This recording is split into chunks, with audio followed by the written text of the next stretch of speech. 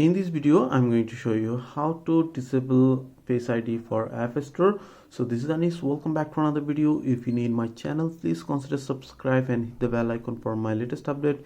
If you did already, thank you so much. So let's get started. So let's show you from beginning. First of all, you need to open settings and swipe up for Face ID and passcode. Enter your passcode. After that, and as you can see, iTunes and App Store, just tap on to toggle off and it will be turned off. Then you can download any apps without face lock, like go to App Store and just I'm going to download Snapchat. So it will be download without face lock.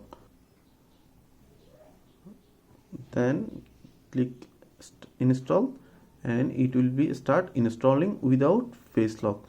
So that way you can install apps on App Store without face lock. So pretty much that's it. If you have any questions, please let me know in comments. If this video did helpful, please thumbs up and share my video. See you on the next.